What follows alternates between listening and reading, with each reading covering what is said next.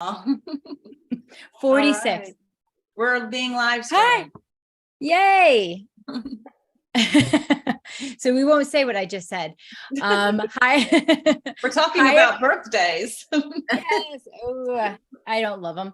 Hi, everybody. Welcome to A Pair of Normal Mediums. And myself and Julie Starr are here today with our special guest, Lori Sheffer.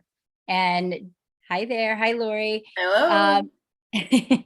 And Julie is going to give everybody a little bit of a background on Lori. Hey, hello, I'm sorry. New cat. We're all excited. Lori Sheffer is an Andean shamanic practitioner trained in the lineage of the Q'ero, as well as a psychic medium. She's a vocal sound healer and channeled writer. So for the past 16 years, she worked as a certified, that's Masters of Special Education teacher with neurodiverse students in the field of trauma-informed care. Now retired, Lori uses her unique blend of skills to interact with the energies of the physical, spiritual, and etheric planes. A session with Lori could include mediumship, soul communication, healing, channeling through sound and poetry, trauma healing, channel spiritual guidance, and healing of one's energetic fields. Welcome, Lori. Hey, hi, Lori. Hello. Yeah, so we're very excited. So as a shamanic medium, could you explain to our audience what a shamanic practitioner does? Sure. Basically, a shamanic practitioner is someone who studies a form of shamanism, and or at least that's what I did. I studied with those of the Inca tradition from the Andes, who are of this beautiful people called the Q'ero. And it's when you're studying, there are many types of shamanism, but it's about energy, and it's about the idea that everything is energy. And the other thing is, when you are practicing shamanically for healing or ceremonially, trance plays a large role in that. Oftentimes, shamanic practitioners can go into trance and do a great deal of trance work to connect to spirit, so that is what shamanism is to me, and different people have different viewpoints. And so that is the form I practice, in the form of the lineage of the Inca. Amazing. So in your experience, especially since you are also a medium, how is that dynamic for you? It's very, natural. So basically for me, well, I've been seeing things and feeling things since I was, early on in life. And I actually found shamanism easier to practice and to bring into my life than I found mediumship. And because I have such a natural connection with nature, and that it was super easy for me to connect with Mother Earth and to connect with the energies of Pachamama, and that's who we call Mother Earth. And so for me, that was easy peasy lemon squeezy. I've been doing that my whole life. And the other stuff was harder for me, because my family, though they can, everybody has the ability, of course, to be a medium and intuitive, but some have their abilities, they seem to have more than others. And my family have them, but don't particularly want them. And so it wasn't something that was desired in your children. So you were pushed away from that.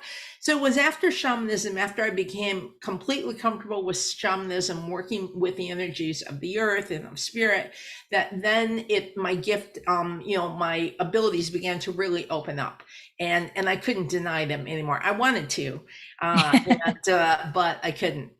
Yeah. And it's interesting because, we have various different, practices, within Evolve Me. There's, we have mediums that do Reiki, we have mediums that do this. And so it's funny because it's like, I feel it's becoming more of, a tool in your toolbox, right? Yeah. And hi, Amy. Amy's here she was on last week. Hi, Amy. And and it's interesting, especially you're saying that you have always been very connected with nature. Do you feel that is coming from a past life, or do you feel like there's something to I do why you were feel drawn? that there have been, and I actually have read, I definitely have past lives where I have been indigenous. That is a piece of what I am in, and it's there. I have such a deep connection with nature. I mean, my siblings who are younger than me will tell you when I was in high school, which would have been the late '70s. I walked around with a big tape recorder in the woods with a rope around it, hooked down around my chest, and I would go up to trees and talk in the tape recorder and talk about how the tree felt, what were the leaves of the trees, and I would collect the leaves and write journal on them, and I would take my siblings into the woods and teach them how not to get lost. And I'm 17 and this is what I'm doing. Oh my God, it's so the- cute. yeah, edible Right. stuff you could eat. So it was it was just natural for me. It was just a natural thing. And my entire family is just very connected. And I think luckily for us, that's something that my grandparents really gave to me. That, it's just a family thing that was never tucked away. Ah, I Oh, love that's that. Wonderful. I know. Julie and I've talked about, we, around the same age, used to try to move things with our minds. Funny how, we talk like, and I was super serious about it. I So, was too. right, exactly. And in hindsight, yeah, right. And we did an ITC, which is instrumental transcommunication class, and we had to do like an exercise like that, and it brought me right back to that time. Yeah. Yeah, I And the same frustration of not being able to move Yes. it. Yeah, because isn't it funny how we both had this innate thought that no, there's no way that I definitely can do this. And it was like I was like really, I would give myself headaches to the point where I had to abruptly stop. When okay. I was 10 years old, it was right around, it might have been younger. I actually wrote, and I don't know where it is, it might be gone. I foresaw a fire in my grandparents' cabin. And so my little story, I wrote about it, right? When I was in the 5th grade. I wrote the story of how I said something to my mom, something about a fire.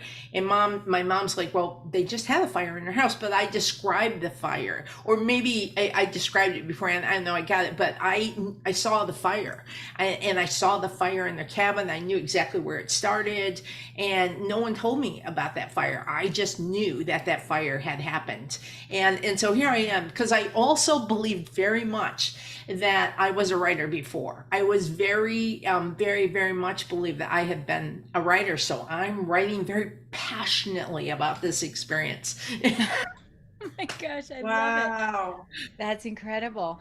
And so being a medium, how did you discover that you were a medium? Obviously, you were speaking to spirits. Well, in the way I finally, so I'm driving down the back road here in New York, for those Hi, who know. Kaylee. Here I go, driving down this road, coming from a shamanic event. It was I don't know, one of those, I don't know if it was a meditation or what it was, but I'm coming back. It's a dark October night. Ooh. And I turned the wrong way on a road, in this dark road.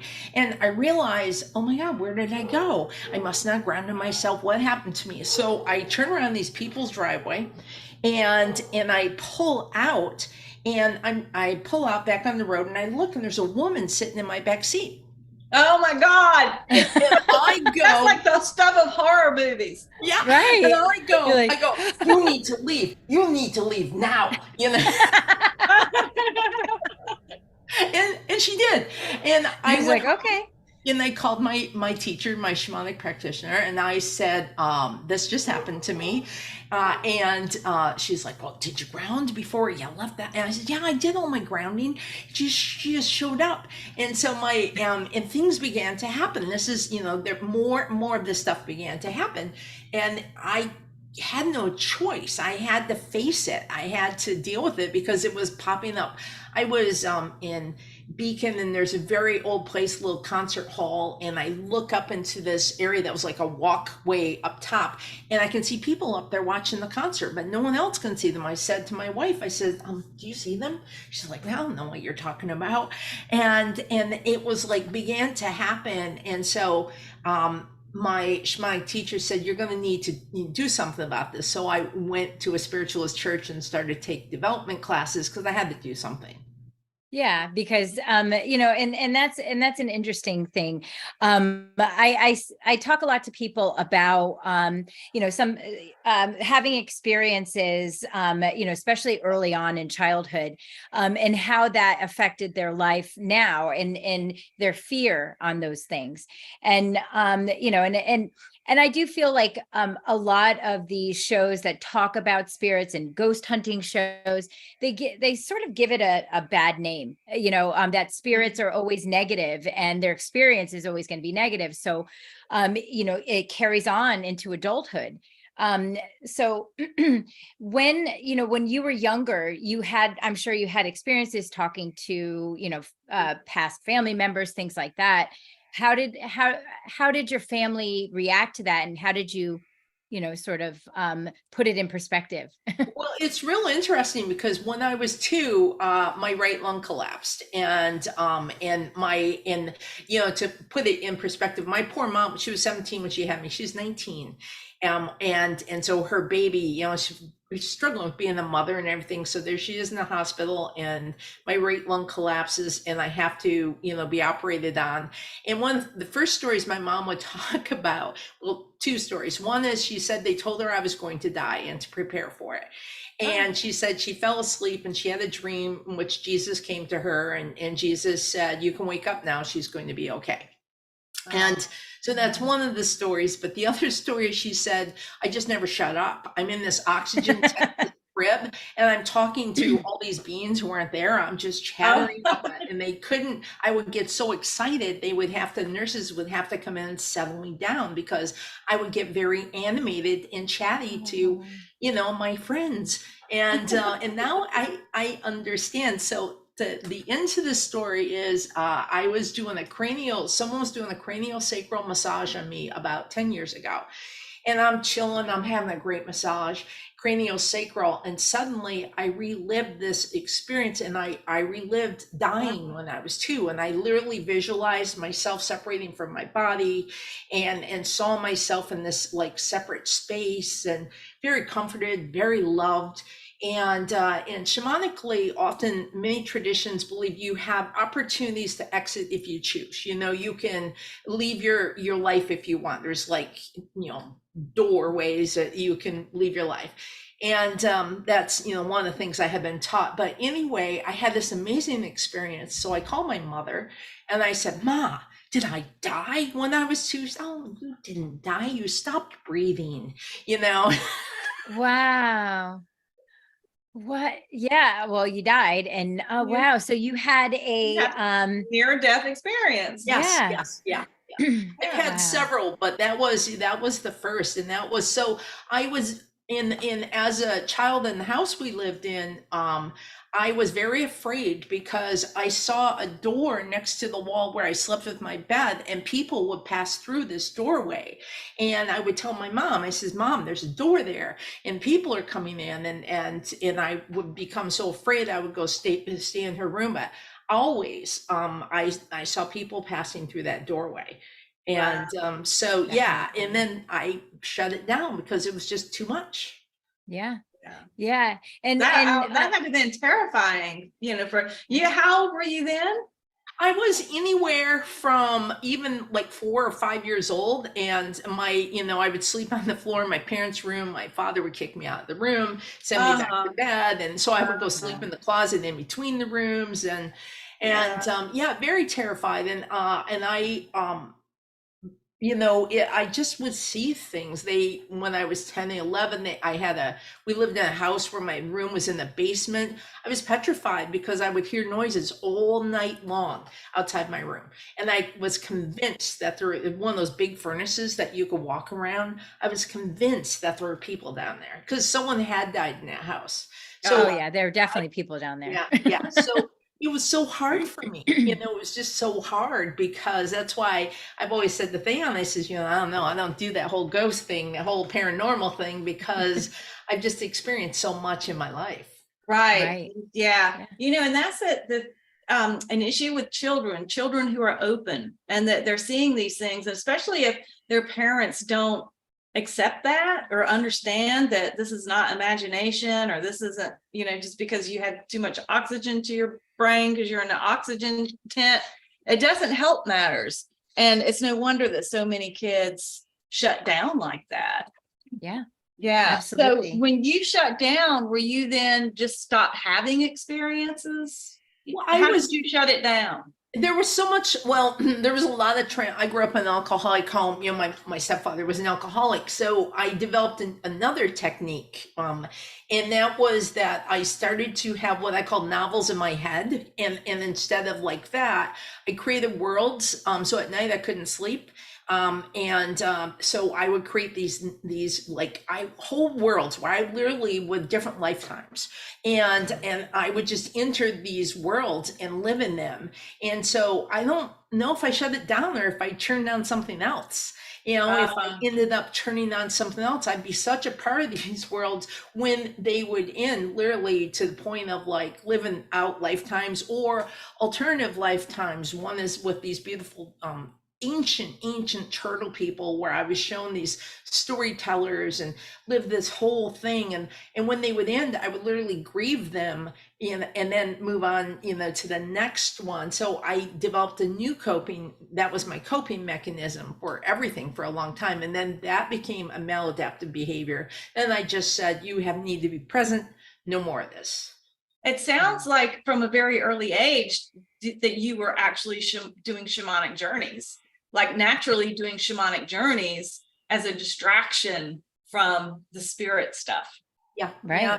Yeah. Or as a safety zone, because I always say this, you had to have been at least in a few lives, a shaman or, in whatever culture, but you definitely, especially like you said, it started at the age of 2.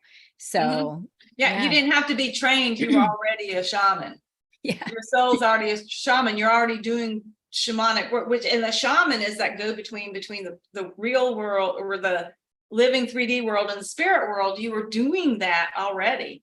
And these journeys that you were taking naturally, how incredible. Right. A lot of people probably don't know what a shamanic journey is. Do you want to describe what a shamanic journey is? Sure. And it's so funny. And we talk about guided meditation and we talk about things like that. And it's interesting. And I'll, you guys can help me with the guided meditation piece. But for me, I never did well in therapy. I've been in and out of therapy where you would do the guided meditation or the breathing or the tapping, these techniques, right?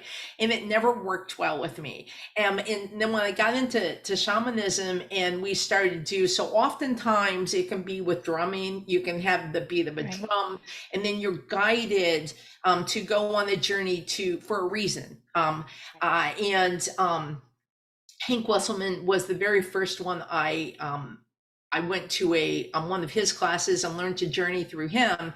And the first thing he taught, which is, I think, a technique he developed with Sandra Ingerman, which is you develop your own space, like your own secret garden, your own space, that you then can go to meet your guides. So that's one thing you can do with journeying with the drum beat. You can buy CDs with drumming. You can have someone drum for you. And because drumming just like touches, a friend of mine's really into the drumming. She talks about, I think, is it the theta? It talks about the different, theta places. State. The alpha and the theta state. Yeah. It's a brainwave state. Yeah. And so it puts you there. And then you're able to do these things that otherwise you can't do. And even like, I'm not a good meditator, but I'm a great journeyer. I can like, do amazing journeys. So that's where I started with was and that took me a while because I had to feel safe. And so for me, safety was important. So once I developed that place, that for me, it was a grove. It was this beautiful grove with a big tree in the middle and that grove. And that was my safe journey place.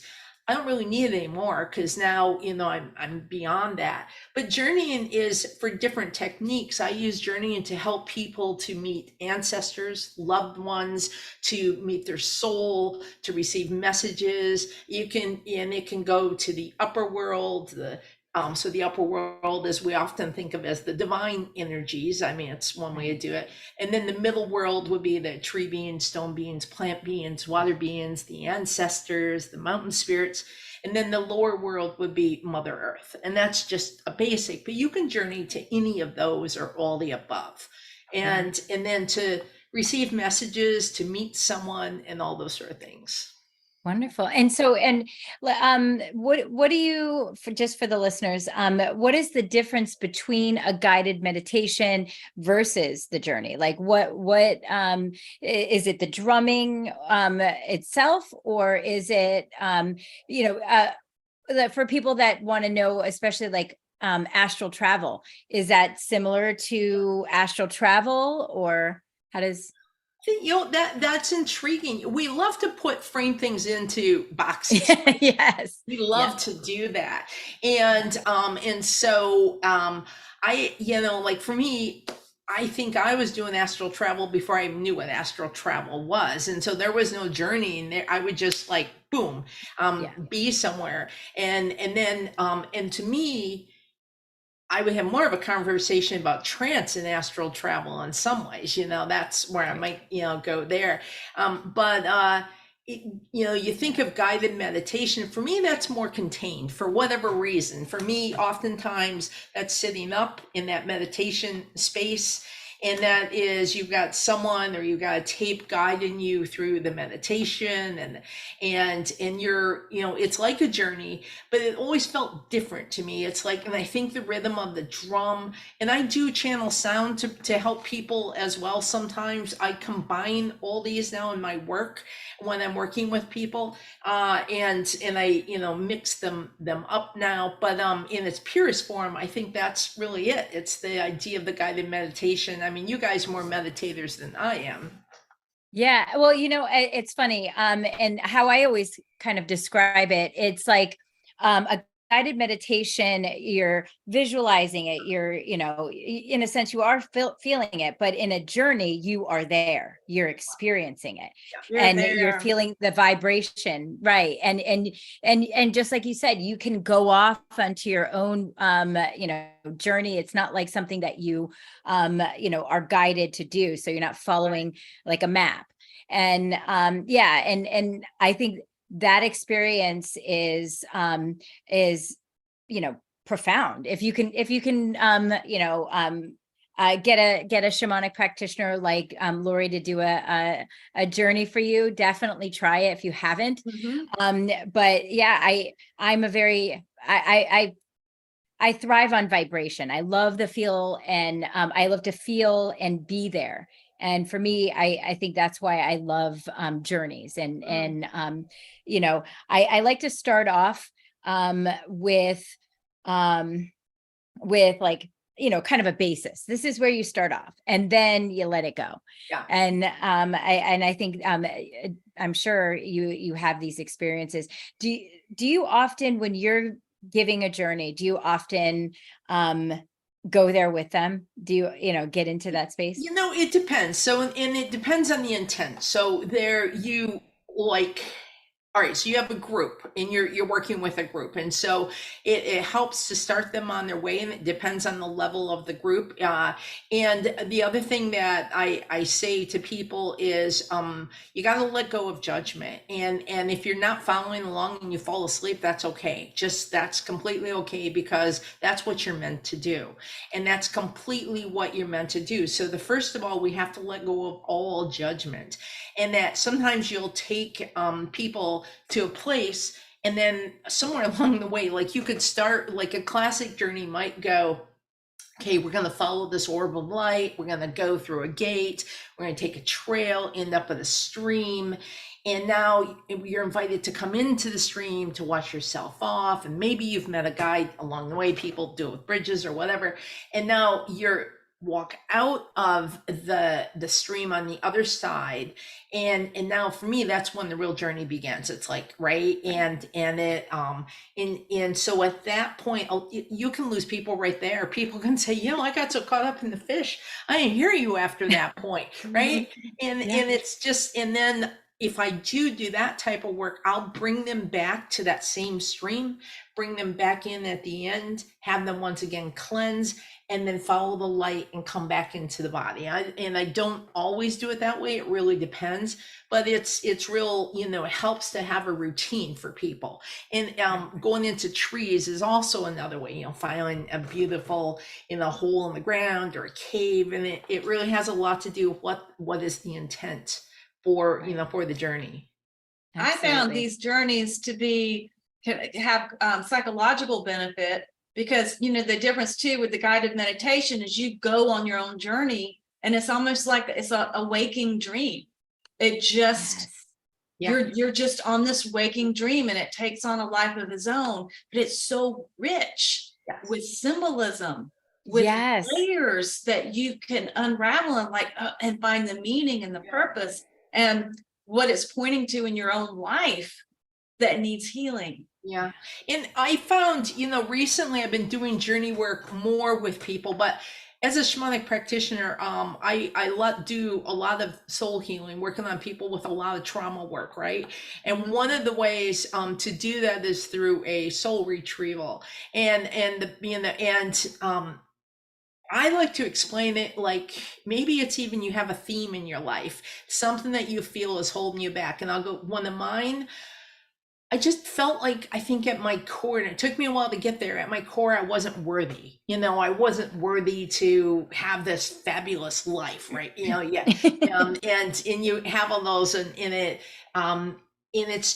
I think our generation with our mothers, they tried to protect us, but sometimes the tools they used to do it didn't exactly boost our self-esteem. And, for some of us. And so, as I go back through that, I'm not worthy. And I hit an experience, and maybe it's a more recent experience, right? So I start there, and we take the person through a journey to that particular experience, knowing you're safe and you're loved, and you are now looking at this, this child, this, woman, and you're retrieving this aspect of your soul that broke off. And I call it like a broken kaleidoscope, and all these different pieces, or a stained glass, and you're retrieving that, and you're bringing them back with you, and now you've got the sacred space in your heart, and you can think of it like you're in a crystal cave, you're bringing it back however you want, right? And we build that and we grow with that. And then it depends on the amount of traumas. And then you get to this point where you might be back at that 3-year-old to a really, really traumatic event, or the 12-year-old, a really traumatic event. And now you're really working with that, person, that they are a partner in this journey. It's really important. They're not just, viewing this. This is their experience that we're helping them with. I'm the healer, but they've got to go through the process. And and as they're working with this, it's like at some point asking that aspect of soul that broke off, and visualizing maybe it's this little girl who just, was in the corner and tried to hide all the time now because she felt safer when she was hiding. And we bring her out, and where do you take her? And maybe at this point I give you your independence, and I say, take her somewhere that you love. Take her somewhere you love. and feel the light pouring down on you or whatever. And now create that safe space for her and bring her in and feed her favorite candy, her favorite whatever. And that, so that might be a type of thing, journey work that then you do and it continues, right? So now they come back and we continue the work. Maybe I say, why don't you make, I explain what an altar is, right? You can do it to yourself, for others, and create an altar devoted to that little girl and all the things she wanted to do, but was told she was no good at, so she quit.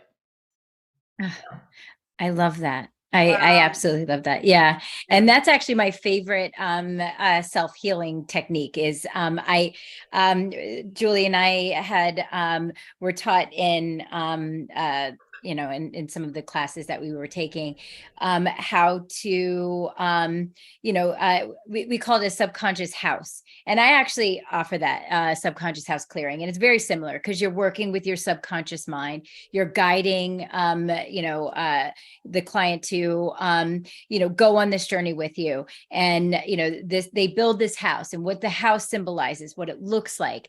And each room is an aspect or a fragment of their subconscious, memories and feelings. And it's interesting because I had a little girl, and I even said to Julie, I'm like, she was like this tiny little me, and she was like disheveled, and and that was my fear. That's that childhood fear that I had, or stuff like that. And it's interesting what comes out in these journeys, and that's why they're so, especially ancestral journeying, clearing out patterns from your from your ancestors that you didn't even know existed. There's so much is put into this work that and so much healing comes out of this work actually, that it's just amazing. And in fact, I was just talking about this today, is that we don't know exactly what all of our traumas are. We can have some severe traumas in our lives and think that once we clear that, we're good. But I will go back and just say for myself, I recently had this whole kind of clearing. I did my own sort of journey and cleared this thing this piece of me that I didn't know existed. And it was a simple thing. Like, I'm the youngest of 5. So all my siblings were, oh no, nothing that I said at a certain point in my life, they wanted to hear because I was just a little kid. So they just kind of pushed me off. And, but it triggered this need for me to always be loud, and I have to be heard. And stuff like that, like I didn't realize was a pattern and can sometimes be a problem. So we're a continuous onion. We're constantly peeling layers and layers of things that we didn't realize were there, but they're only revealed during the times when you need them to be. Right. So like when you are going to, when you need to work on, let's say what you were talking about is focusing on that I'm not worthy. Where does that come from? You have to peel back those layers. So you needed that for a reason, right? Yes. Yeah. And I've done like a lot of it, really, and it's in. It is connected to our ancestors. It really is. And I use our ancestors, even like our mothers and fathers, grandmothers and grandfathers. It occurred to me, and I've known this story since I was a teenager, but my grandfather's grandfather, so it would be what, my great great grandfather was actually killed by vigilantes in the 1870s for his cattle thieving. He was taken out of jail and literally killed, right? And this is very traumatic. My grandfather talks about how he actually left home during the Depression when he was, like 12 or so, and he loves to, embellish, but he jumped on a train and hung with the hobos, and then he got to from Minnesota to Michigan, where he then went to his sister and worked in a factory. But part that is true is that his mother was very abusive to him, and very unkind.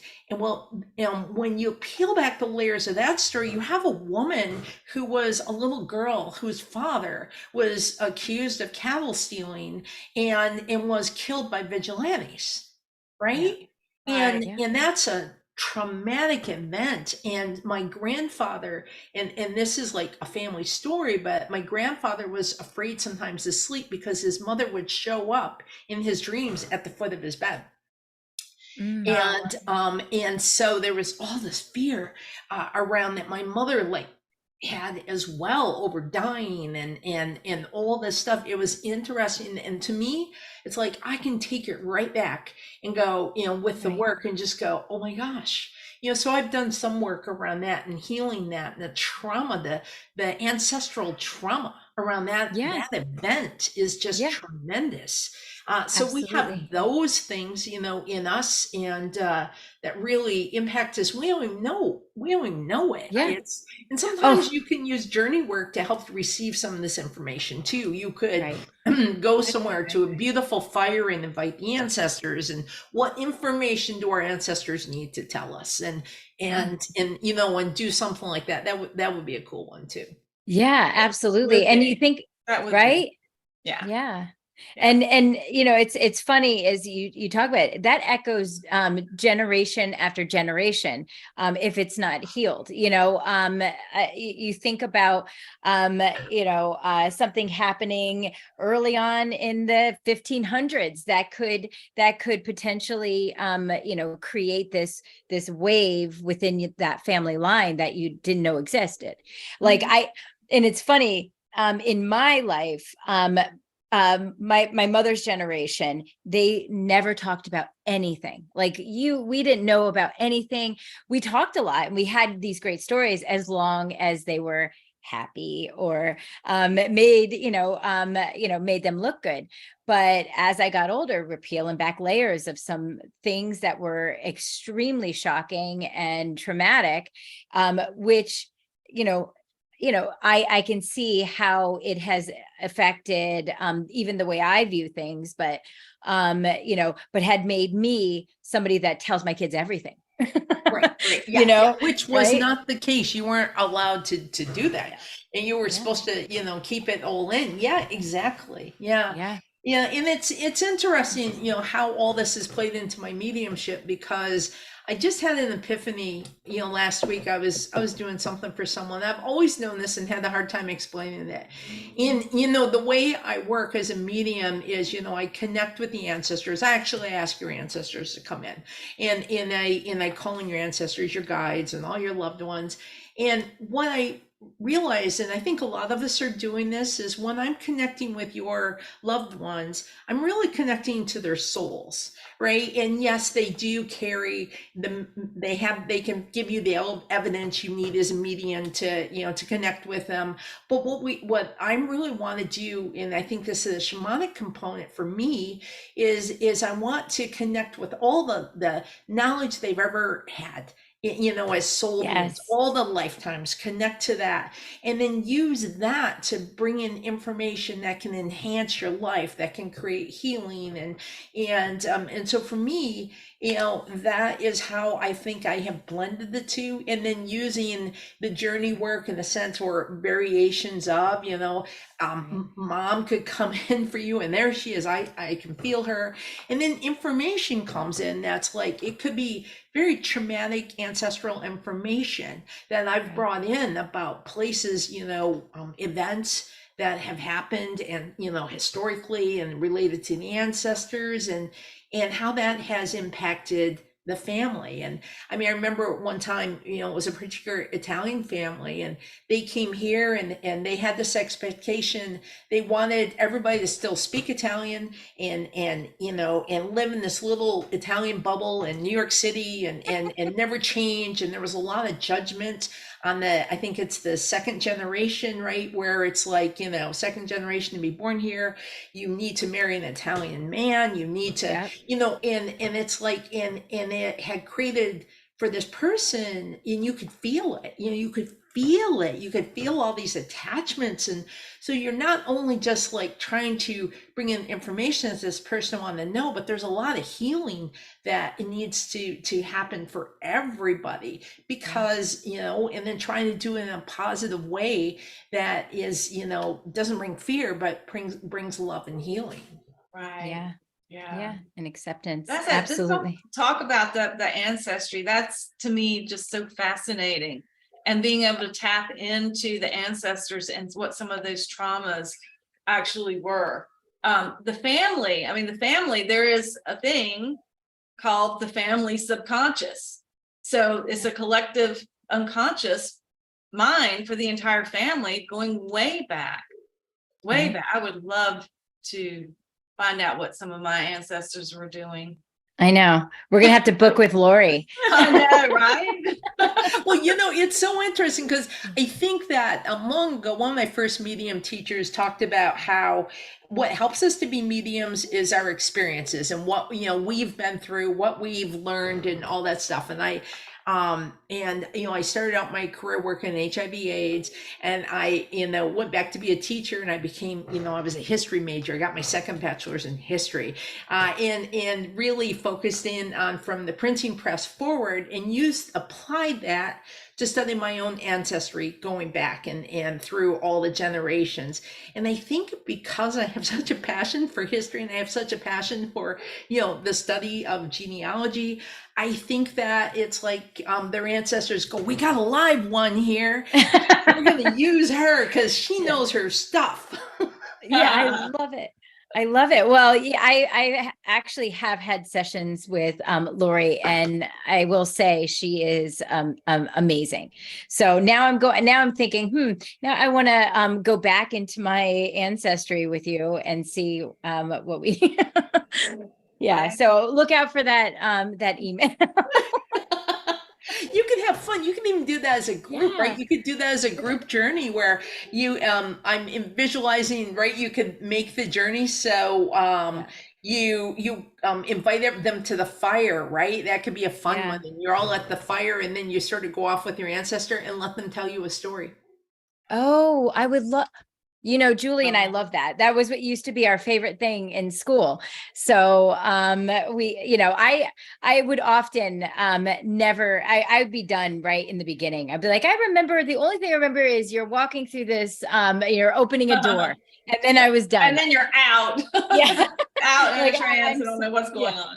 Yes, that's usually Julie and I. So I would love to do that, and and see, because it's funny, as you get older, I guess, in life, you really think about those things. When you're younger, your whole world is your immediate family, but as you expand your own family and your own life, you realize how much that affects your ancestry does affect you. And do you ever, since we are on a paranormal show, do you ever have any visits, let's say, from ancestors that you didn't know? Yeah, I thought about that before. And, first of all, let me say that I think that that's why my grandfather saw his mother. I think literally it was actually a paranormal visit. I think she was literally visiting him, and that was occurring. So, I've had, I get so many visitors sometimes I don't even know. I can't even begin to tell you. But I have 3 siblings on the other side now, and all 3 have visited me, and I'm sure that they bring folks with them. And but all of my nieces and nephews, my sister tells a story how, like, they lived in an apartment, and my brothers were teenagers, and my sister's daughter was maybe 3, and Lauren would sit and she'd begin to laugh, and my sister would be like, what are you doing? And she said, he's tickling me, mommy, he's tickling me. And my sister would be like, who's tickling you? And the man, tell him to stop. Well, my brothers were like, they babysat, and they're like, they're like, I'm not coming there to babysit anymore. So they moved her, and they didn't know who the man was. But my sister had repeated where my niece just would have all these experiences and tons and but my nephew the one who my brother who died last year, my nephew has a son, and he said his son just recently was talking to someone, and my nephew says, who are you talking to? And Elijah says, Papa, I'm talking to Papa. And so so Papa, and I believe that because he shows up here, so why wouldn't he show up and talk to his grandson? Yeah, and that's amazing. So, one of my favorite things, because Lori knows how much Julie and I are into the paranormal. So she was on a trip recently with her whole family, basically, right? And had nieces and nephews and everybody there, and they rented an Airbnb, beautiful in the mountains. And tell us about that experience with your well, it was actually in Michigan, so it was near Lake Michigan, but it was on the lake and everything like that. But so it was this big spread out house, and we put the boys, they were sleeping down most of the nights in the basement with my sister and with the family down there. But one night my sister left, so I just had the boys. So I put them in this one room. It was a weird room with two little it was like a kid's room. And it was okay, so they got through that night. But the next day, my 12-year-old nephew goes in that room to get his stuff. And I'm sitting on the couch, and I see him open up the door, and then he goes, oh, and he shuts the door and comes back out. And I says, what just happened? He says, there's someone's in there. And I go, okay. And so I, just really cool, got up and I said, well, let's check it out. And we go in there, and no one's in there. But I felt a shift in the energy, and I was like, doggone, this happens. It's not the first time I've been with my sister, and this has happened in an Airbnb, not the first. And so anyway, so I'm like, all right, no big deal. And so he gets his stuff and everything's cool. We just let it go. I tell my sister, his Nana, and I tell her, and she's like, I don't want you to make a big deal of it. And I said, okay, I won't.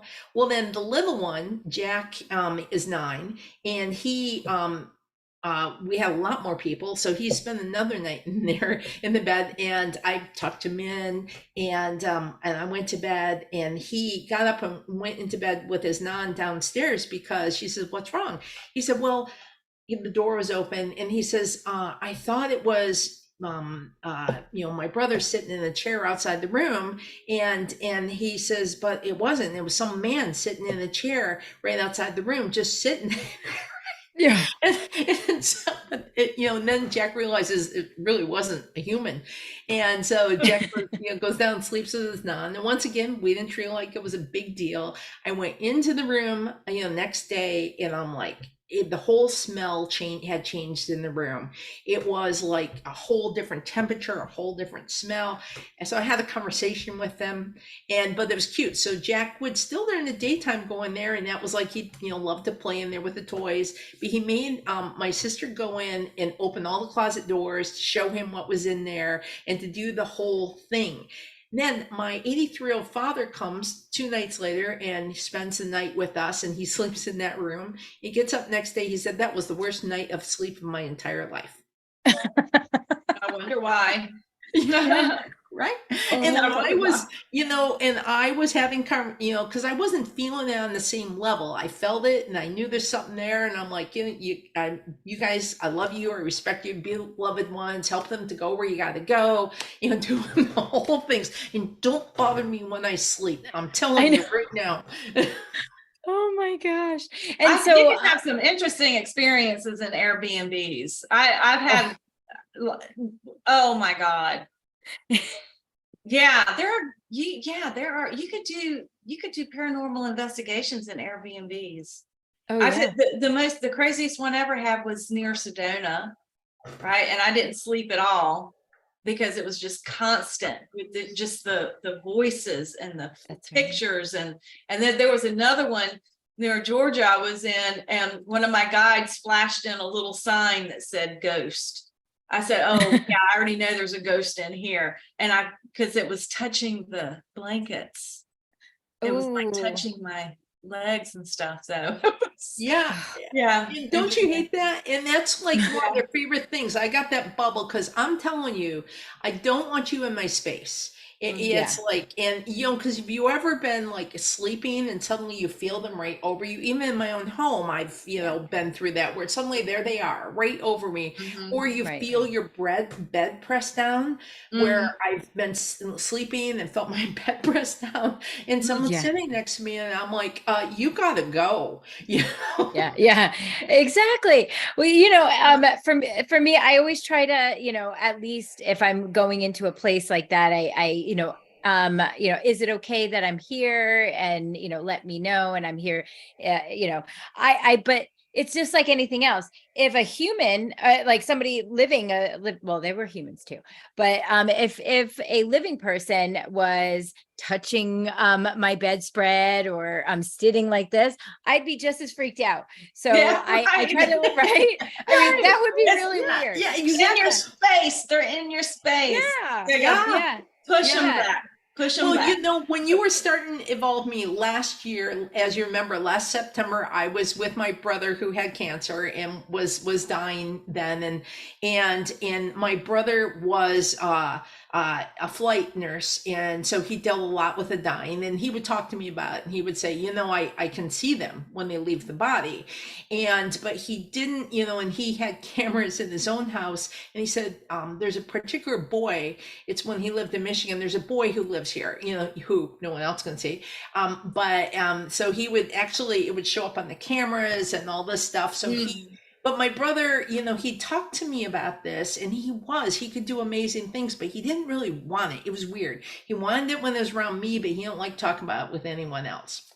Yeah. And every once in a while he'd get competitive with me, and he'd want, well, yeah, but I see. And I'm like, okay, practice, Great for you. Yeah. But anyway, when he was dying, his house, he lived in Georgia, his house was doing all sorts of stuff. It was my nephew was there with his son, who was one at the time, who was teething, but the room they slept in upstairs, poor little Elijah was like crying like crazy up there, like screaming. And finally I said, because my brother's wife is like, oh, he's just, leave him alone, let him cry himself to sleep. I said, no, this isn't right, something's wrong. So I go up there and I walk into that room, it's ice cold. And I'm like, nope, something's wrong. So I, came down, I told her, I says, they have to go to a new room. We got to find a new space for them. And then so we got them moved, and I had to go in there and do work because that room was so loaded. It was crazy. It was just so many, beings in that room. I didn't have any of my clearance sprays. So I just opened up the windows. I did massive prayers and make sure, for me, shamanically, I faced all the directions, went to all the corners, and, but all through prayer, really using prayer because I didn't have any of my stuff. And then right before, it was like within the week before my brother died, things got really crazy. And first of all, he didn't let me leave him. I would go to the grocery store and he'd call me back. And he had a swimming pool, so I could go out and work out for a half hour. Otherwise, he wanted me near him. I slept in the room next to him. And because I was his guard dog, basically. Anytime they were getting too close, he would say, she's got to come back. She's got to get rid of him. And, but weird stuff, so the family is mostly sleeping upstairs, and they wake me up 7:00 in the morning, and they said there's puddles of water on the floor, and it's like this weird thing. It would be there and then it wouldn't be there, and the puddles of water were moving, and all this really paranormal stuff was now happening. And I would just, so they would call me, I would go up there, I would do prayer, I would talk to them. But I have to wonder if my brother's own energy wasn't tied up in that, because he is leaving this, there's some of that happening, but that was probably the most paranormal thing I had ever, as a medium that I had been a part of, is that whole process, and watching him, the process he went through and dying, and talking about the plane is here for him, but he wants to give back his ticket, and so I'm having, he's telling me, you just give back my ticket. I don't want to go. You tell him to take the plane. I don't want to go. And this is real for him, though. This is real. Yeah. And this is, and there are true visitors that are now showing up and negotiating that, because really I'm the intermediary. I'm the one in between. I'm the one that now is communicating with this world, in with him and with the other, with all of it. And it was a very unique experience for me. Wow. Yeah, and I want to say, Wow. and Lori just recently told me the story, and I was just so fascinated. And hi, Anna. I want to say that what it does, it definitely feels like his energy did bring this, but all of his life he's been seeing and communicating with these spirits and ghosts, and I almost like the feeling that I got when you were telling me this is like they were welcoming him home. And it was like, it was almost like they were having a party, getting ready to greet him. The veil, the veil Yeah. was so thin around Yeah. him anyway. It was Right. so thin. So what I was doing, and the whole family is very supportive of me and counted on me, actually. And I'm what's called a Mesa carrier. So I have it's like a portable altar, and all my stones are in it, and that's my Andean shamanism. And at that time I had my feathers and I had that stuff, so my bells. And so he said to me, he said, I want to leave. I want to go.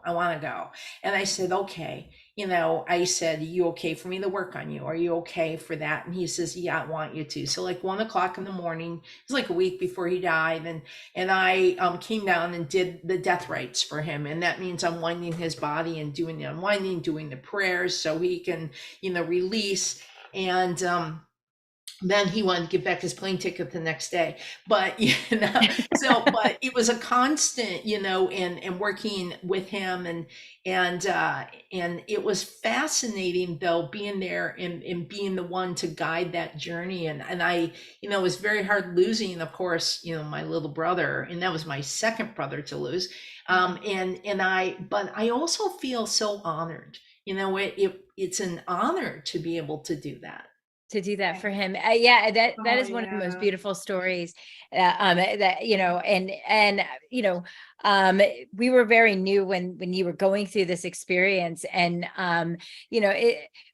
but tell everybody what the amazing thing that happened and who your bodyguard is. Yeah. So my first brother, so there were four of us that were raised together. And it was, so I'm the oldest, and then my sister is 6.5 years younger than me, and then my two brothers. And so the one who just passed, John, and then in 2007, my brother who's 12 years younger than me passed away. He had a lot of stuff going on.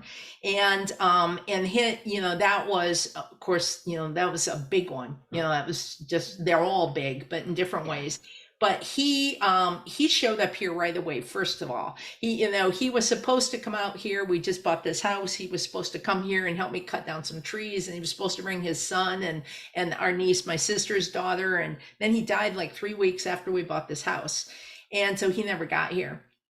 And so I go and I get the kids. I go, and they're both teenagers, and we bring them here, and crazy stuff started to happen. The TV starts to turn on and off.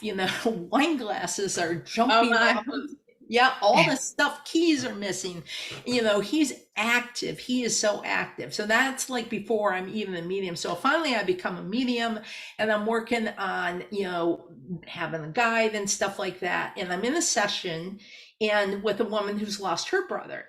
Well, I see my brother standing in the corner, and he chewed tobacco, and he used to spit it into a Coke bottle. And there's my brother, and he's sharing the Coke bottle with this woman's brother, and they're both spitting into it, right? And I go, oh my God, You're embarrassing me. No. So I tell her. So two things happen from that he shares with me afterwards, because I sit with him.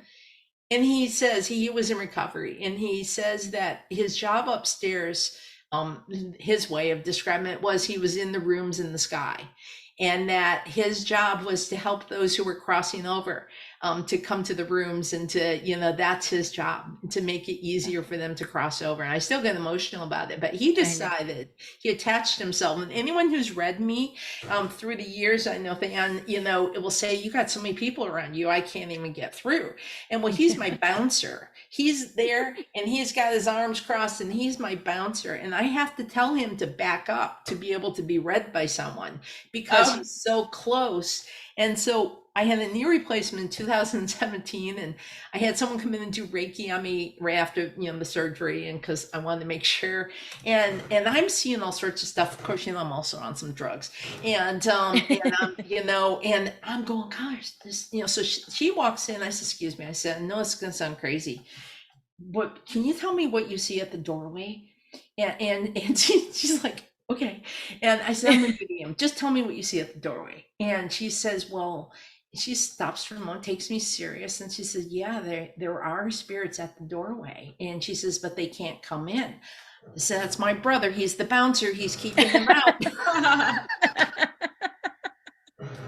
I need a bouncer. I need a bouncer in my life. Yeah, I tell you, it's very funny because, Lori is extremely, very much like Julie, is very,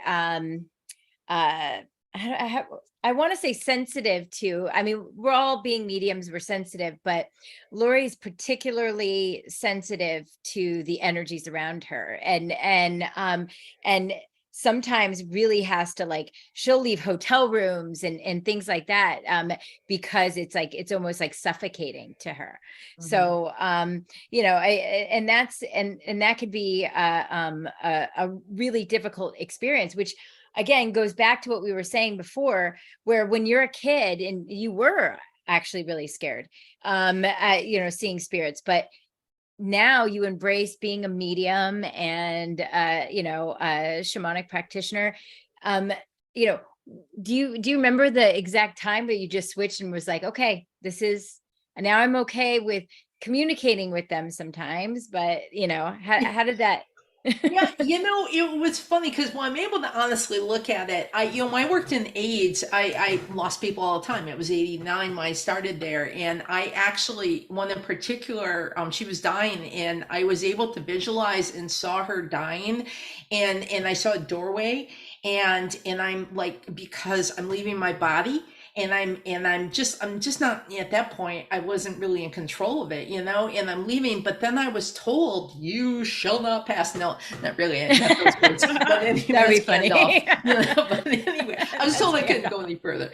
And, but it would be really cool if Gandalf said that to me, but right. Anyway, and I was like free. So anyway, I realized she was dying. And by the time I come home, so that was White Plains, and I live about a half hour away. I come home and I get the phone call, and she has passed. And I was so freaked out, because I'm like, oh my God, I felt her dying. I knew it. And I sort of tucked that away, and, and I helped others to cross, but, and I just have always had this gift for people when they're passing. It's like there's something that I just have the ability to do. I'm not afraid of it. It's natural for me. It's like I feel blessed to be able to help others to cross. So I've always had that. But this whole communicating piece is a whole nother ball game. And in 97, I had been in a really bad car accident, and a car is coming at me on the road, and it's going to hit me head on. And all of a sudden, I felt all these clients I helped who crossed over show up, and they told me, and they said, take your foot off the pedal and don't put on the brake. And of course, time is weird. And so I did that. And because there was a lake here and there were trees here. So I did that. And then I'm telling the attorney this because there's a lawsuit, and the attorney says, don't tell anyone that. He says, why didn't you should have put on the brake? And I says, no, but they told me not to. Right. They don't. Well, once again, tucked to the way. Yeah, it can't be in court. Yeah, okay. Yeah, and it would be years later when I finally was willing to say, okay, you guys, I understood this, spirit, God was talking to me, and they were talking to me, but it'd be like another 15 years before I was willing to open up to it and say, Mhm. okay, all right, now I'm willing to let you guys in, and my bouncers are in control. No one's getting Right. through, so it's Yeah. cool. We can do that. Yeah. Oh my gosh, I love it. And that's funny. Hopefully you won that lawsuit. And Yeah. but I right. didn't. And I didn't because someone oh, else was attached to it, and I drove my wife crazy Oh, because this is my philosophy. I wasn't meant to. My yeah. whole life trajectory, and I understood this. This is it. I understood. Even this is before shamanism. I understood I wasn't meant to. That everything I'm meant to be is because of the path I was put on.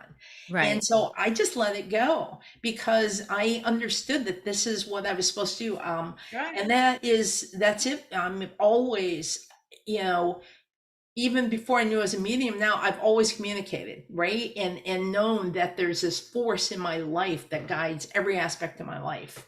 Right. And now, of course, as a medium, as shamanic practitioner, it's more present in my life, and that's, that's my form of faith. I'm sorry. So, well, I apologize. Oh, that's okay. Yeah, no, but that's incredible. I mean, yeah, I mean, to that's one thing I had to kind of wrap my brain around is to let go.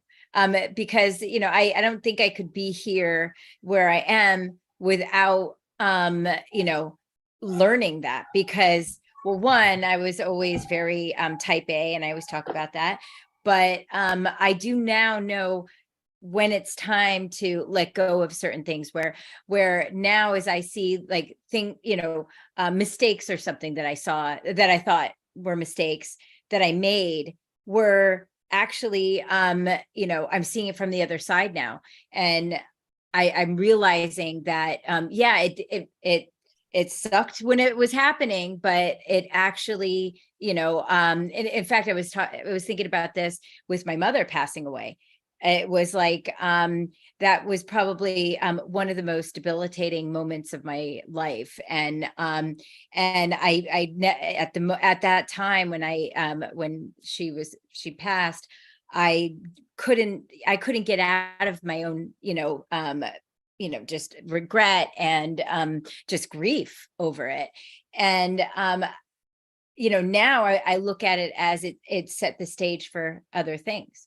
It actually, not that I would give anything to have my mother back, but it set the stage for how I see things. I don't have that fear of death. Things like that. It made me who I am today as far as mediumship, and set me on my spiritual path. So, those kinds of things that you think are just the worst really have a lot to say and a lot to do with growth in your life, within your life. Do you have any experiences like Absolutely. that? Yeah. Oh, you're on mute, Lori. Those who've crossed over, right, and we think of as, paranormal experiences, and we think that those who were kept picking up their energies, right? And I thought, wow, that's such a great way, Thayon, to think about what they are going through, and said something happened that they just didn't have that understanding, or maybe whatever it is, for whatever, because it's different, right? But when you're able to communicate with them and have conversations, and I know I don't really do that, but you do, but in that sort of sense, but right, because helping them to let go of whatever it is, and this is just sort of That the keeps way them. I've been taught, to help them to release so they can move on, so that they don't have to stay. So whatever was the misunderstanding that has them here, right? Yep. Yep. Oh, absolutely. Julie and I talk about this. We when we go out on paranormal investigations, our objective is always to help those that are still there. And that honestly should be really why people go out and do it. It's not a sideshow. You're seeing somebody. If somebody were trapped in their house, would you just sit there and stare at them or try to make them talk? You wouldn't. Yeah. You would try to help them. So it's the same. And and it's important for us to realize that, yes, it's great to communicate, but it's also my objective always is to, just like I do with living people, and I laugh about this all the time, I like to get to know them. I like to know what their experience is. And if their experience, and that was always one of the first questions, right, Julie, is, are you happy? Do you need help? And, and then have the conversation. But we were at places that they said, oh, don't try to cross anybody over. like what? So you mean keep people stuck? Keep them here against their will. Yeah. That's basically what their rule was. Yeah. So, Yeah. yeah. Well, And Julie, but that's Yeah, we interesting. ignore that rule. I know, just like, I don't care. Because I get asked, so what's the difference between, like, so, someone comes in, I'm able to read like your ancestry, your mother, or, your great aunt, and I'm able to do that. But then people go, well, are they still here? I said, well, they're coming in for a visit. They're just coming in. I'm able to connect with their soul, with their energy, but no, they're not here. And they can come in, they can do that. And then, but it's very different when you do get one who's here, who's stuck here. That's a very different energy. But I was, this has happened to me more than once, and sometimes I will write it out, where someone will come in, and sometimes even from the other side, and they're like, I want to show you something. I want to tell my story. For a long time, for a lot of our ancestors, they really weren't allowed to tell their stories, right? Yeah. And instead it was like shut down, and let's not talk about it. And I think that they do. That's like they want to just sit down and tell the story and share it with someone. And I've had moments, and I think it goes back to those early, like my novels in my head, as I call them, but those where I left my body. And I had it happen recently where someone showed me like something that was almost like this whole thing with this girl who was, her father was a captain of this boat that helped refugees, and the boat like sunk or something. And I was getting this whole story, and I got tears in my eyes as it's coming in, and I'm going, oh my gosh, where did it come from? And they just showed up. They says, hey, you're a good listener, I'm going to tell you the story. And then left, but I could feel it so strongly, and so for me that was very real. Yeah. Wow. Yeah. And I and how that's such a nice experience. I'm sure they were eager to talk to somebody that can hear them, and then to be able to tell their story. And my gosh, that always gives me chills. And Julie and I actually had an experience together that we didn't realize. This was early on in our development, right? Yeah. And wow. Yeah, it was pretty intense. that it was crazy. And now I noticed, though, Julie, is that like, and then recently we did a seance with a group, and her and I were also in that same connected state where we were in that trance, and it was just the two of us. It was very and had some amazing manifestations when we left the seance and went back to our room, that she and I could see in the room. Was pretty amazing. Oh yeah, I'm telling you, I think we probably when we were practicing, I'm not telepathy, well, we actually also practiced, well, the veil thinned out, and they came in, and we had a great time. Yeah, it was amazing. And the funny, the story I was going to say, but yes, that was actually incredible, because we could see them everywhere. But it was I think it was early on, and we were doing it was a mediumship practice, and we were opening up a portal. Right. And then, and so me and my fashion, I typically, after the first couple of words are spoken, I'm done, and I don't remember stuff. So I'm in a zone, and I'm connecting. In fact, I connected with her father, and she connected with my mother, which Yeah. was right. Mhm. And because we were just supposed to open up the portal and allow any higher beings, to come through. And at the end, our instructor, Deborah, said, okay, everybody shut the portal. And, we did this whole thing with shutting the portal. And Julie and I were still But we in didn't that shut trance the state. portal. We didn't shut Yeah, the portal. And we were, both of us were zoned out and out of it for the rest of the day. yes. And I was like, Right. what the heck? I can't get out of whatever this is. And I didn't know what was going on. And so I went to bed. We both, slept the next day. Oh, I had an experience during the night. I had the first experience, remember? Oh, was it that night? And then mine was I'm sorry, my dog. Yeah, it was that night. That night I woke up and I heard a girl in my ear saying, so I guess I'm still here. And I saw behind my eyelids this like white open up, and I saw this girl come through, and I saw her face, and I just saw her very clearly, like behind my eyelids. And I said, yes, you're still here. And then she said, okay. And then that was it. That was it. And then I'm texting that morning, Thayon, wow, this happened. And she said, oh my God, well, this happened this morning. So now you tell your part. Yeah.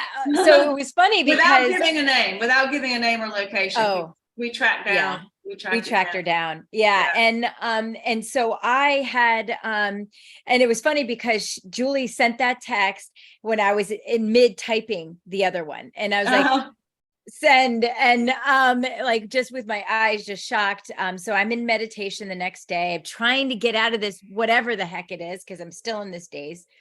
And then I hear, and I'm just sitting there in kind of a zone, and I hear, I just want to kill myself. And I was like, in my ear, like somebody just, and I actually went like this, like, who's that? And it was a young girl's voice. And I said, so I started talking to her. I said, what's your name? And she said her name. I'm not going to say the name. And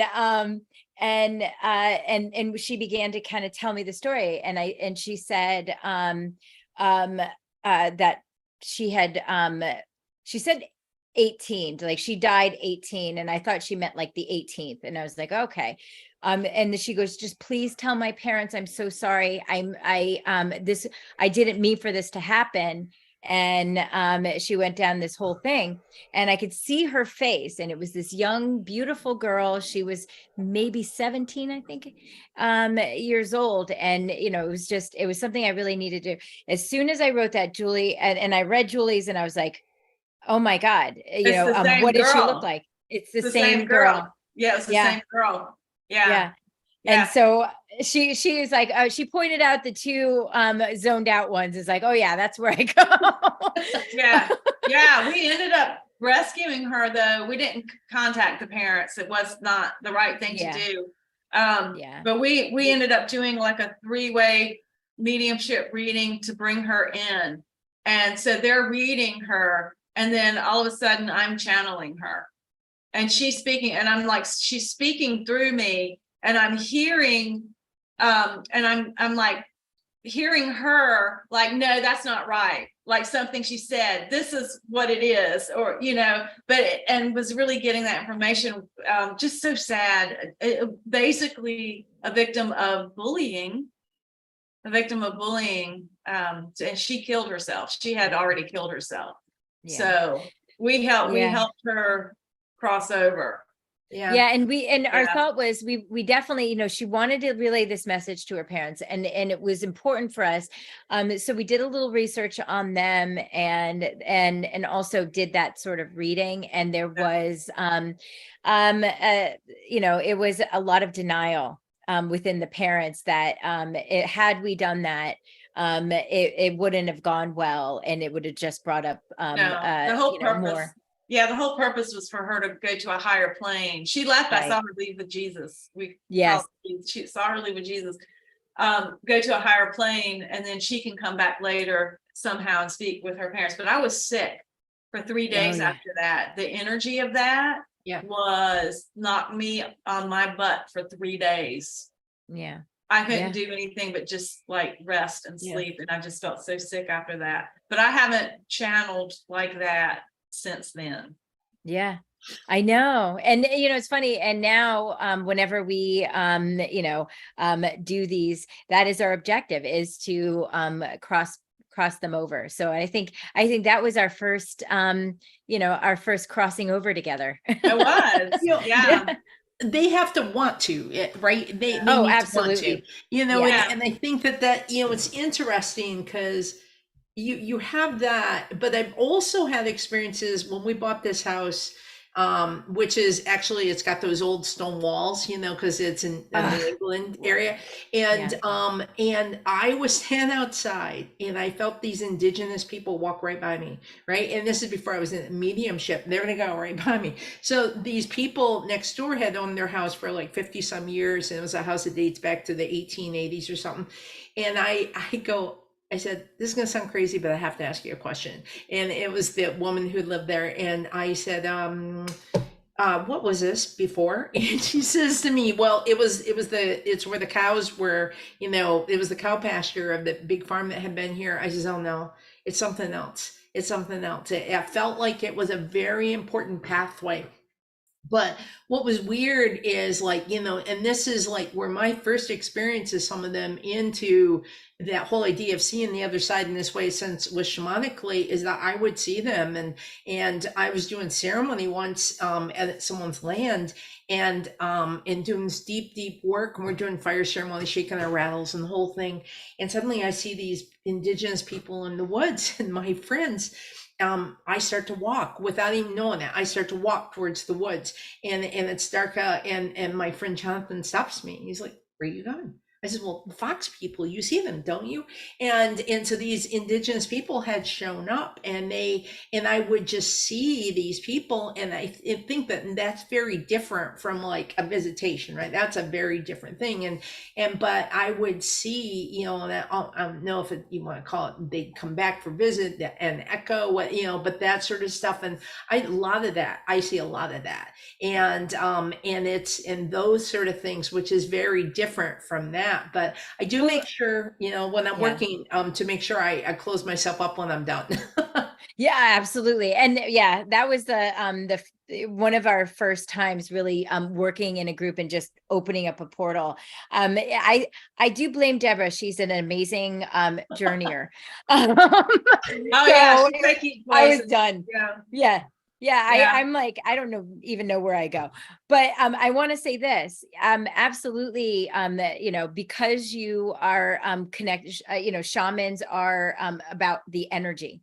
You're so you are seeing them energetically and in their physical form. So that definitely makes sense to me that you see them that way. And whether they're still earthbound or not, you're seeing the energy and And my brother said he was the one who passed away last year. That was so gifted. He slept in this one room that everybody says is a higher energy than any other room in the house that they sleep in. And he said that he saw one walking along by the stone wall. He says as clear as a bell. He was like describing. He said, "I need to stay in another room when I'm at your house." You should just be like, no, you know what? It's you. It's not my house. It's you. It's you. Well, my sister, I have a room downstairs. It's my purple room where I do my mediumship in person and do all my shamanic work. That must My be high sister's energy. so funny. She says, she's coming for a visit. She says, "I'm not going in that room." Says, "I will stop at the doorway. Don't." So I'm laughing because the family's coming here this week, and I'm putting my nephews, the same one I was telling you the story about what they've seen. That's where they're going to be sleeping, but that's where all my crystals are, so they'll be. Highly that's good protected, energy. so. There's so that's much good that energy. happens at my house. My brother came over. That nobody will spend the night at my house. They just wanted to stay here. Except for me, I will. Except for you. My brother had to go to the bathroom. He had to go pee. And he said, I'm going to go step out in the front yard and pee. It was night. It was dark. Nobody could see. I said, the bathroom is right there. He said, "Oh, no, I don't need to go back there. I'll go outside." Yeah. Oh, I will say, and I always tell Julie, I am coming up there, and I just want to do investigations at her house. Yeah, it's insane how much she gets. Like I was talking about the ITC class, and we all had to video, like just put a camera, and that's how we started doing it. And it was like it looked like spirit party. She was having a spirit We have party. parties. We have. Yeah. Oh, they do. And she even I haven't dances with had one them. in a while though. Yeah. Since Yeah. July. It's like, since as an adult in the homes that we've owned, we've had a condo that was brand new, and now this house was brand new, because I don't like to live places other people have lived. Not because I'm a snob, because I don't want their energy, but it doesn't matter. They all come anyway now, and it's like, they find me, so it doesn't matter. But I can't go in antique stores for two reasons. One is the energy is just crazy, but I'm also, also I say I'm a bull in the china shop, right? They got everything pressed in together. You can barely get through. Why? And it's like, and I'm afraid of tipping things over, and then it's like, and then I'm feeling things, and so between the physical, afraid I'm gonna knock something over, and that, I'm like, my wife loves to shop, and I'm like, I'll stay in the car. And you make sure you buy anything, it stays in the garage, and you clear it. Don't you dare bring anything in this house. Right. That's important Yes. when you're buying things like that. It can have energies attached to it. Yeah. Absolutely. She's one of those that likes to pick things, like someone else's garbage, oh, that's a cute table, and she'll bring it home. I'll say, doggone it, stop that. Now you clear it. Don't you dare bring that in here. Stop picking up other people's garbage. Oh my gosh. You know what? I swear, Daria and I would be best friends. I grew up my whole life. My mother was an artist. So we would go and, pick stuff out of people's trash and then build stuff with it. And I did it all my life. In fact, I still do it. If I'm like driving and I see like, oh, that looks like a nice piece of furniture, I will get it and I will restore it. I'm doing something right now, actually.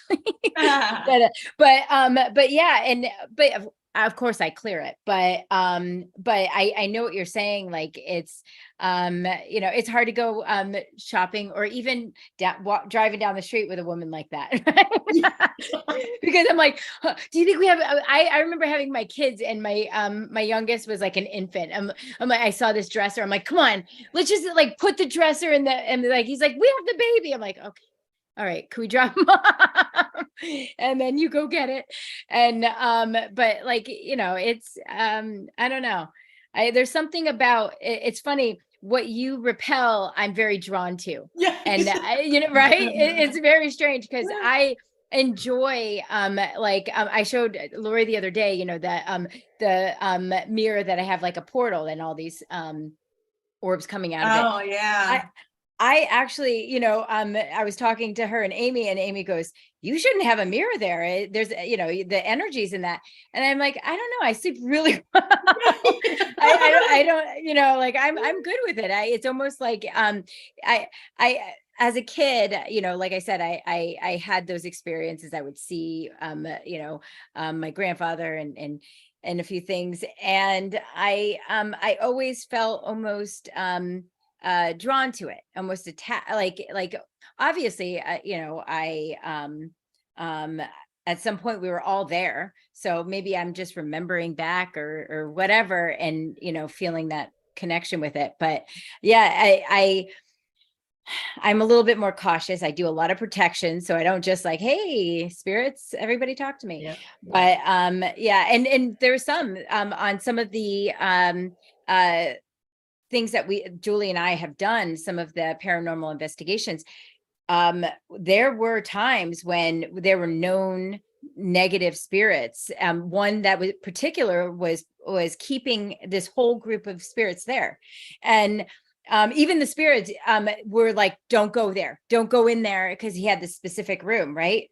And like, I knew not to like even mess with that. Like if it's a truly negative, thankfully we would feel it. And also from some of the nicer spirits, they'll tell us not to go.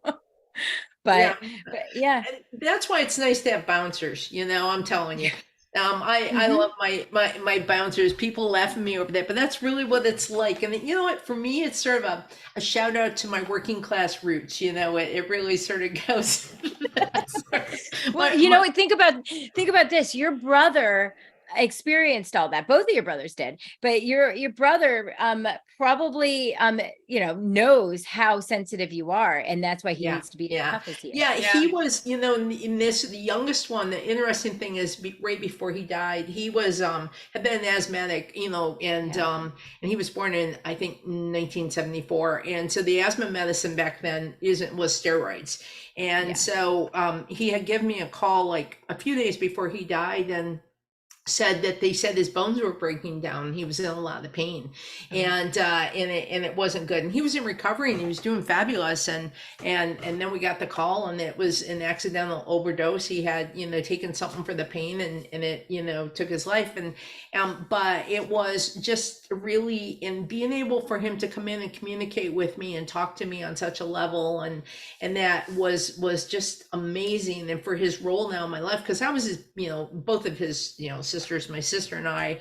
were, you know, his bouncers in this lifetime. You know, I mean, we were always protecting him and taking care of him, and so it makes perfect sense that he now is doing that. Yeah. That is his role, you know, it's his payback. And now, you know, and now when my brother John was dying last year, we were laughing. My sister and I, my sister is there with me, and we are like, okay, now we got mom, we got Tyler, and we got him. We're in for it. And my brother, you know, John, who I call Buster, he showed up, and he died in October, and he showed up in January full blown. I mean, oh my God, he was driving me nuts. And in the middle of the night, I'm waking up, I can't sleep, and I know he's there, and I get to go to the bathroom, and I feel a poke right in the ribs. And that's one of the things he loved doing to Hi, kids, Rachel. was poking them. And I was like, I said, you knock that off right now. You know, just stop that. Don't you touch me. And the phone, Gary's like, what's up? I She's said, like pulling my hair. yeah, Yeah. he poked me, and I, you know, and I went, this is my bubble. Am I gonna have to separate you two? Yeah, Yeah. this is my bubble. You know, and he comes in, and he will, and but I'm like, dude, you don't touch me. You know, but right before he died, he said to me, it was a couple of days before, and he became coherent, and he said to me, so what's the plan? I said, what do you mean? Well, how are you going to know it's me when I come visit? Well, let's come up with a plan. And I was just so, you know, like, so I said, oh, I'll know, you know, and everyone's like, oh, you should have made a plan. I said, no, I knew, but Yeah, I was gonna say, you don't need a plan. That, you know, it's so funny how he must have been so excited to be like, hey, I'm over here now. You know what I mean? Like, and now I'm not, I'm feeling good. Like, it's surprising, right? It definitely takes the pain of losing them away to yeah, know that they are, you know, all of us, all of anybody that's ever lost anybody, that person is you know, still exists. They no longer have, if they had physical pain, they no longer have yeah, that physical yeah. pain. We, you know, I'm sure they have to go through a process of, you know, if it was traumatic enough, you know, there is that time of processing, but ultimately, you know, they will heal from whatever traumas and things, you know. And slowly this lifetime will become like a memory. And I think it's a great way to think about it, right? Because they're soul beings, you know, according to the way I believe, and that they're these beautiful souls, as we all are, and that it's this lifetime is but a memory, an echo that we can, you know, connect with them, but they're so much more. You know, it's like now they're in this beautiful, you know, in the Inca with the Quero believe that we come from the stars, that we are star beings, you know, that we come from the Pleiades in particular for them. And I love that, right? And when we leave, we go back to the stars. And I just love that so much. Me too. I love that. And Julie, I'm sure you love that. That is, I think that's beautiful. I always call her Julie Star. And, but, you know, well, that is her name, but, I particularly like to use her full name always. But yeah, and it is, I think that is the most beautiful way to look at it. And, you know, talking about, my mother and how traumatic that was. I now have more peace with it, than I ever thought I would. Being that she is also one of my I call her my mouthy guide. She's very like, cause she's from New York and talks like this. And so, I can hear that voice in my head and it's like, oh, I feel like I'm home. So it definitely is reassuring, and I'm thankful. And if anybody has really lost anybody, you can always reconnect with them, either via getting a mediumship reading, or developing your own mediumship skills, because again, we all can do this. Nobody is nobody is incapable. So if you have the need or have the want to do it, obviously you can't be afraid of it. Yeah. You have to let go of the fear. Yeah, pay attention to the signs. Pay attention to the signs, the dreams, the synchronicities. Right. They want to connect. Yeah. Yeah, we want to have a show like that sometime, and we're wanting people to send in their stories and talk about their after-death communication experiences, just non-mediums, just everyday people who are not mediums, because people have these experiences. They do. And maybe we'll even do readings for them. Yeah. I was recently at Omega, and I was there for a trans medium workshop and with Tony Stockwell, and I hitched a ride on someone's golf cart. It was nice because it was dark, so someone gave me a ride back to my dorm. But they weren't living. No, I'm just kidding. No, they weren't living, but they were sharing with me how they were studying mediumship and quit because they couldn't stop the people from coming through. They kept getting visitors and they couldn't stop it. Yeah. And I was trying to, explain a few things that they could do. And they're like, oh, I tried everything and nothing works. And I just had to, I was just hitching a ride. So it wasn't the time, but I do think that there are techniques to really help people, because it can feel overwhelming. And that sense that, and we also hear those stories so much that, these visitors then intrude on us, and we feel like we have no power to stop them. And so that, is really important to know that we do have, techniques that we can use to keep them from bothering us and coming into our space and creating havoc. Yeah. And it's funny because you see with the three of us, we all have different experiences with it. Right. And whatever your experience is, it is always important to have those strong protections, have that, in place. I mean, it is you can't just one day go, you know what, I'm going to connect. Because as you can see with the other story Julie and I told, as in our development of it, opening up portals, you have to really be aware. And so, it is important to have a strong practice and develop it well enough to be able to handle what is unseen. Right. I think that would be a great idea for another show, is that we have everyone bring in their stories. And this is why Julie and I love to interview these amazing practitioners like Lori, is because the experiences, regardless of whether she's a shamanic medium that does healings on Mars, it doesn't matter. We all have these experiences, regardless of where, where we are with it. Yeah. And I think it would be great to just have these conversations with people that are having these experiences and may or may not know what to do, or, maybe want to connect further.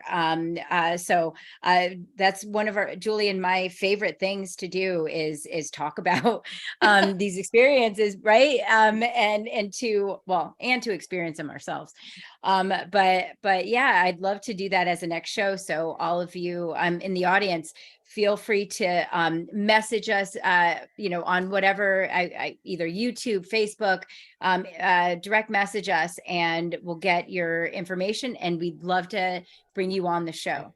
And you know what, even if you have a bouncer thing, and I don't know if this is your energy, but you may have a little Italian grandma who's really good with the broom, and that doesn't, right? And I think it's your grandma, And she's Yes. sweeping because she's got to be clean. It's always got to be clean. Oh my Everything's God. gotta be clean. And I can see her shoot, shoot, shoot. And it's Yeah. like she's like she's better than the bouncer. Nothing's getting in, man.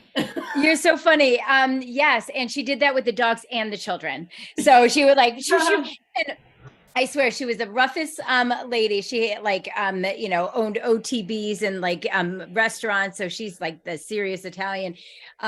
She would lock us in the attic when we were bad. And then and then an hour or so later she'd come back and she'd make us this whole thing of food. So I was like, it was this love hate thing we had. No, more love, because she is always around. So I should be nice or I'm gonna get hit with a broom. But no, that was our way. You talk about like that rough, but that was how we showed love, is the oh, I'm so mad at you, and then she'd keep us in the attic. But I liked being there, so even my siblings did. So Well, there you go. See, she's your we form won. of a bouncer. She's she's the grandma with the broom. Never, that's even more powerful than the brother, at the bar. Yeah, really, really. I need a bouncer from her though. It's her, on man. occasion. Can you? Yeah, there you go. Too close, right? But yeah, this is great. Thank you, guys. This was very beautiful. Absolutely. And Lori, just so everybody knows, because I'm sure I know I'm going to actually reach out to Lori for one of these journeys. How can people reach you? Well, you can find me on Involve Me. I am there. You can message me on Involve Me, and I do have a website. I'm Shamanic Medium. You can do stuff, but you can also just go to Involve Me, involveme.com, and I am one of the practitioners there. Yeah.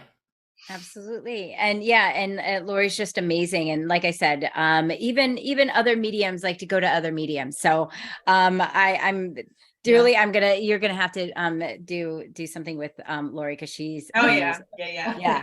I love a journey. Yeah, right. We both do. We love a good journey. Oh, Lori is wonderful. Love her sessions. Yay, Suzanne Morrissey. Hi, Suzanne. Hello, Suzanne. Yeah. Yes, I'm gonna do the ancestor journey. I know. I have a bone to pick with some grandmothers. Well, that's because you're a grandmother now too. Yeah. Really? Well, I mean, you're an elder now, right? You have your mantle. Yes. Oh, well, I am an elder, although I'm not a grandmother, but I would start falling into that crone position. Yeah, there you go. But I seriously have a bone to pick with some grandmothers.